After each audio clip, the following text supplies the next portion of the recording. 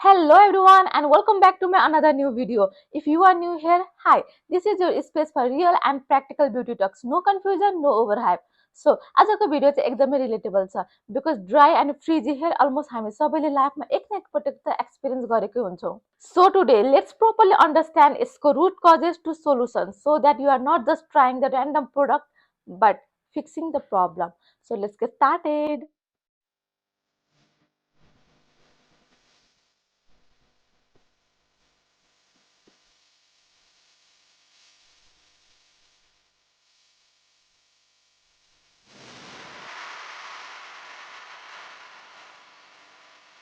So first thing we need to understand कि फ्रिजी hair भनेको कुनै सर्फेस प्रब्लम मात्रै होइन.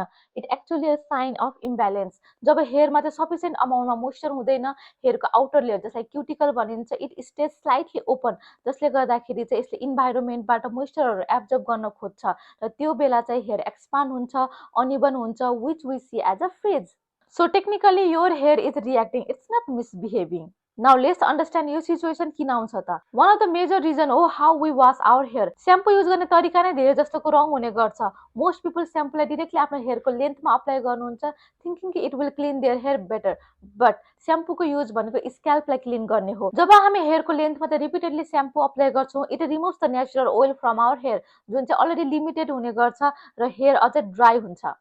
र बेटर अप्रोच सिम्पल छ. Focus on your scalp. स्क्याल्पलाई चाहिँ जेन्टली मसाज गर्नुहोस्, डोन्ट स्क्रैच एग्रेसिभली. अनि रिन्स गर्दाखेरि फोमलाई चाहिँ नेचुरली फ्लो हुन दिनु so that it will cleanse the rest of your hair without over drying it. And also choosing a mild shampoo, especially sulfate free, paraben free, which will help to maintain your natural moisture level. After your hair wash, next step is conditioner. धेरैजनाले चाहिँ यो स्टेपलाई optional जस्तो treat गर्नुहुन्छ, but dry र फ्रिजी हेयरको लागि यो step is very essential. कन्डिसनरले चाहिँ हाम्रो हेयरको क्युटिकललाई स्मुथ गर्छ, इभन आउट गर्छ, जसले गर्दाखेरि हेयर बीच फ्रिक्सन हुन पाउँदैन र हेयर चाहिँ मोर म्यानेजेबल देखिन्छ. Apply it mid length to end. र एउटा इम्पोर्टेन्ट कुरा भनेको गिभ इट टाइम. एटलिस्ट पनि 5 देखि 10 मिनटसम्म कपालमा राखेर मात्रै त्यसलाई रिन्स गर्नुहोस्, otherwise it doesn't really do its job. तर if your hair feels already very dry then कन्डिसनरले मात्रै इनफ हुँदैन. त्यो बेला you need to use hair mask. Hair mask is like a deeper nourishment cream. It penetrates slightly inside your hair and improve your hair texture over time. र विकमा चाहिँ एक वा दुईचोटि use गर्दा इनफ हुन्छ. यदि हजुरहरूलाई चाहिँ नेचुरल अप्सन चाहियो भने you can go for the combination like aloe vera gel with oil, curd with honey. So these are the home remedies. र अर्को इम्पोर्टेन्ट कुरा भनेको एकचोटि मात्रै अप्लाई गरेर रिजल्ट एक्सपेक्ट गर्नु अनरियलिस्टिक हुन्छ. You need to stick on it र ओभर द टाइम हामीले युज गर्दै गइसकेपछि मात्रै रिजल्ट देखिन थाल्छ.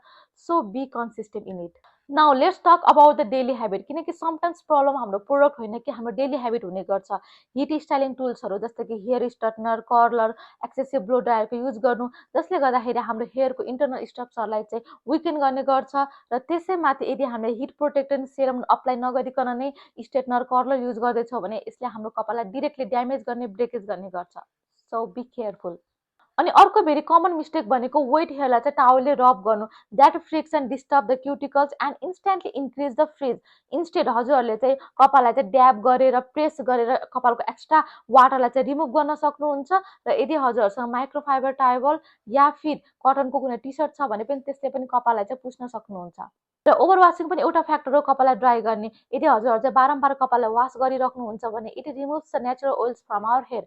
सो हप्तामा 2 या 3 पटक वास गर्नु युजली इनफ हुन्छ for most people. Now coming to the management, because completely avoid गर्न सकिन्न बट कन्ट्रोल गर्न सकिन्छ. आफ्टर वास स्लाइटली ड्याम्प हेयरमा चाहिँ हामीले कुनै पनि एउटा लाइट हेयर सिरम अप्लाई गर्न सकिन्छ, जसले गर्दाखेरि हाम्रो हेयरको मोइस्चरलाई लक गर्छ, हेयर स्मुथ हुन्छ र मोर म्यानेजेबल देखिन्छ. कुनै हेभी प्रोडक्ट युज गर्नु पर्दैन, just a right amount is enough. And use a wider tooth comb instead tight brushes, specially जब हेयर वेट हुन्छ. अनि एकदमै ड्राई, ट्रायङ्गल, अल्झेको कपाललाई चाहिँ फोर्सफुली कम नगर्नुहोस् because that increases the breakage and fridge.